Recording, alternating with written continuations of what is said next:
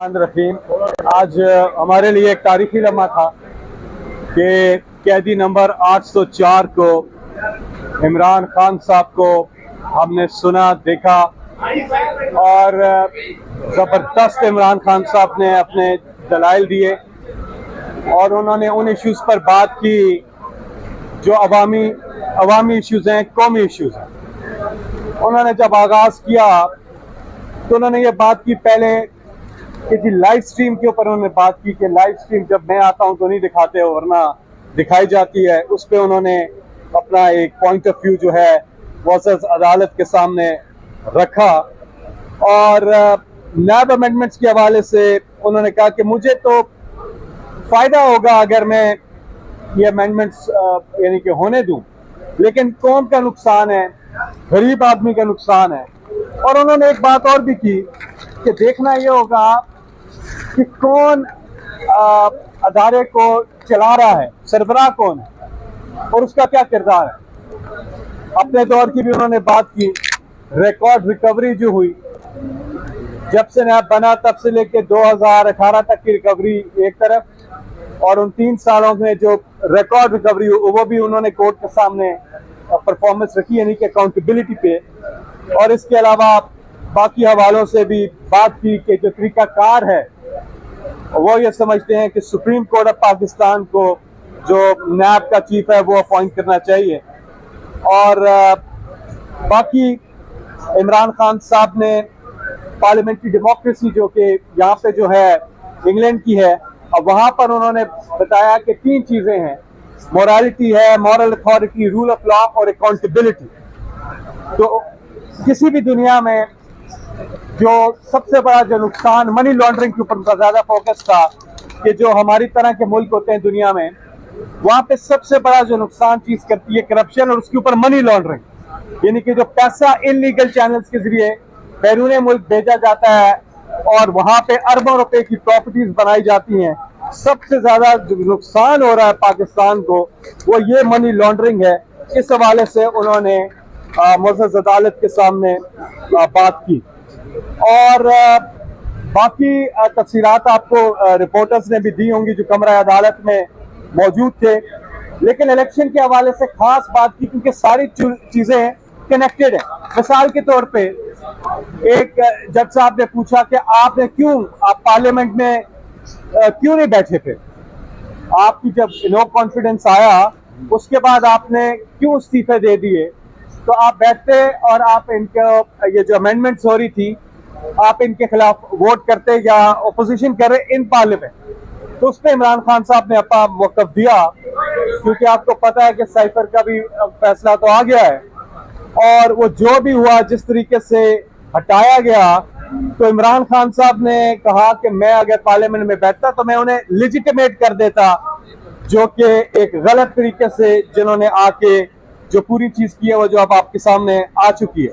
उन्होंने कहा अदालत से कि सुप्रीम कोर्ट ऑफ पाकिस्तान पर पूरी कौम की नजरें हैं और जो कुछ पाकिस्तान में जुल्म बर्बरियत और एक फाशिज्म हो रही है उस हवाले से उन्होंने कहा कि तमाम नजरें सुप्रीम कोर्ट ऑफ पाकिस्तान पर हैं।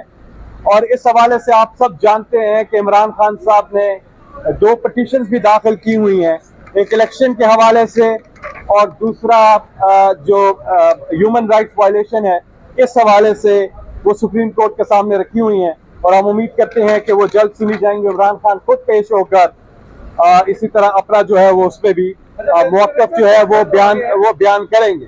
यहाँ पे बातचीत की और पार्लियामेंट से, और उन्होंने वहाँ पर हम 2 पार्लियामेंटेरियंस मौजूद थे तो उन्होंने बुलाया फारूक नाइक साहब को और मुझे, तो उन्होंने ये बात की।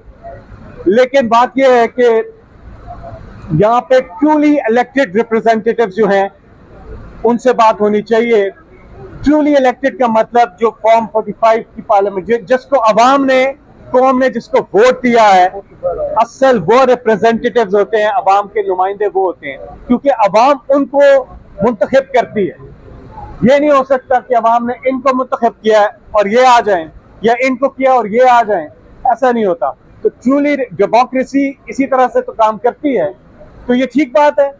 लेकिन जो ट्रूली इलेक्टेड रिप्रेजेंटेटिव्स हैं उनके साथ मैं आपको यहाँ पे एक मिसाल लेकिन फैटिव की लेजिस्लेशन आपको सबको याद होगी, वो एंटी मनी लॉन्ड्रिंग लेजिस्लेशन थी, एंटी मनी लॉन्ड्रिंग लेजिस्लेशन थी। इमरान खान वजीर आजम थे, उन्होंने इनको दावत दी अपोजिशन पार्टीज को कि वो आए पार्लियामेंट में और आके इस कानून साजी में अपना हिस्सा डालें। उन्होंने बजाय इसके कि वो बैठ के बातचीत करते या बैठ के वो कोई चीज करते, उन्होंने उल्टा क्या किया कि ब्लैकमेल करना शुरू कर दिया कि हम आपको फैटिव में वोट नहीं करेंगे, मनी लॉन्ड्रिंग के खिलाफ वोट नहीं करेंगे एंटी मनी लॉन्ड्रिंग लॉ के हवाले से, बल्कि हम क्या करेंगे, हम यही जो एनआरओ जो नैब अपेंडमेंट जो ये लेके आना चाह रहे थे, जो आते साथ इन्होंने गवर्नमेंट में अपने आप को जो रिलीफ दिया, इसके ऊपर बार्गेन करना चाह रहे थे। यानी बजाय इसके कि एक अवामी मुफाद की लेजिस्लेशन के ऊपर आके उसके ऊपर अपना नुक्ता नजर दें, ये बार्गेन करने लगे। तो इमरान खान साहब, और फिर कोविड में इमरान खान साहब ने इनको दावत दी कि आप आए हमारे साथ बैठे। इन्होंने वहां पर भी नहीं बैठे, ये बल्कि कोविड में कांपे टांगी जलसे करने शुरू हो गई, यहाँ कांपे टांग रही हैं, तो वो भी ठीक नहीं था। लेकिन हमने कोई पर्चा किसी के खिलाफ, इमरान खान की गवर्नमेंट ने कोई पर्चा नहीं दिया। डी चौक में आके इन्होंने जलसे किए, एक बार नहीं, दो बार नहीं, तीन बार नहीं, 4 बार ये आए इस्लामाबाद। इमरान खान ने एक पर्चा किसी के खिलाफ नहीं कटवाया और कुछ भी नहीं किया। तो बातचीत के लिए बात जो है वो फॉर्म 45 जो ट्रूली इलेक्टेड रिप्रेजेंटेटिव से। जी पेश हुए, इससे कबल वो अपने रहनुमाओं के हमरा पैगाम भेजते थे और कहते थे कि काजी फाइज पर एतमाद नहीं। आज उन्होंने जजेस पर एतमाद की बात की है कि जजेस पे मुझे एतमाद है, तो आपकी पार्टी भी अब उनके जाती हैसियत में जो उन्होंने गुफ्तगू की, इस पर एतमाद करते हुए काजी फाइज और जजेस पे एतमाद करेगी? देखिए, जब वोट ऑफ नो कॉन्फिडेंस आई और यही सुप्रीम कोर्ट ऑफ पाकिस्तान में अदालत लगी, रात को लेट नाइट अदालत लगी, तो इमरान खान ने कुछ भी नहीं आगे से डायरी उठाई और घर चले गए। इमरान खान तो अदालतों का एहतराम करते हैं, लेकिन जस्टिस सजाद अली शाह की अदालत पे क्या हुआ था, किस तरह से हमला आवर हुए थे, तो ये तारीख आपको बताती है सारे इवेंट्स।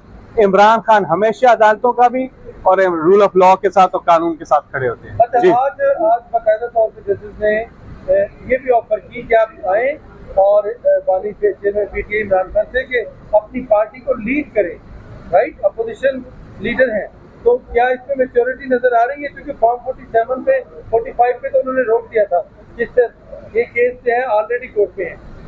जी हाँ, बिल्कुल आप सही कह रहे हैं। मोअज़्ज़ज़ अदालत के जज साहिबान जो हैं, उन्होंने कहा, एक ही 2-3 मौके पे ये कहा कि आप बहुत बड़ी पॉलिटिकल पार्टी के लीडर हैं और बड़े लीडर हैं और आप लीड करें। और इमरान खान साहब ने भी अपना जो एक मौक़िफ़ है वो अदालत के सामने रखा है। देखिए, इमरान खान साहब इस वक्त किस चीज़ के साथ खड़े हैं, रूल ऑफ लॉ के साथ खड़े हैं। इमरान खान प्रोटेक्शन चाहते हैं ह्यूमन राइट्स की। इमरान खान चाहते हैं वोटर के जो उसके जो हुकूक है वो प्रोटेक्ट हो, यानी कि जिधर वोट डाला है उधर जाए। यानी कि ये सारा फ्री एंड फेयर इलेक्शन बुनियाद है जो डेमोक्रेसी की। सिर्फ इलेक्शन में अगर डेमोक्रेसी होती तो आज जिम्बाब्वे में भी डेमोक्रेसी होती। सिर्फ इलेक्शन में नहीं है, फ्री एंड फेयर इलेक्शन में जमहूरियत है। ये बताइएगा, इमरान खान की जानिब से जो है वो इंडिया की भी मिसाल दी गई है, वहाँ पर जो है वो कैद के दौरान जो है वो केजरीवाल को जो है वो निकाला गया और इलेक्शन में हिस्सा डाला गया, इलेक्शन में हिस्सा लेने के लिए।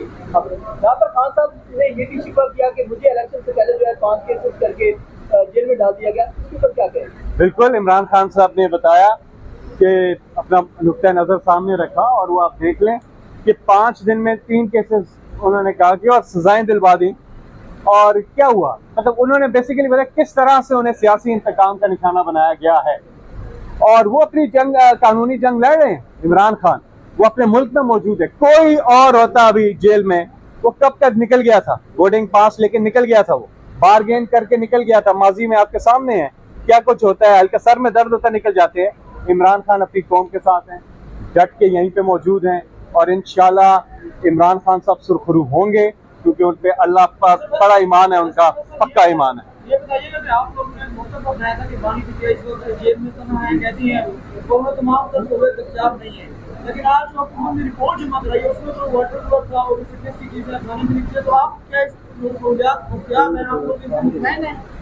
अभी तो रिपोर्ट देखी नहीं हमने, और आज आपको पता है कि इमरान खान साहब ने चीफ जस्टिस साहब से सुप्रीम कोर्ट से कहा है कि आप भेजें कोई और जाकर वो देख लें कि वहाँ पे क्या है और क्या नहीं, वो पता चल जाएगा। वो अदालत ने कहा है कि वो करेंगे। जी।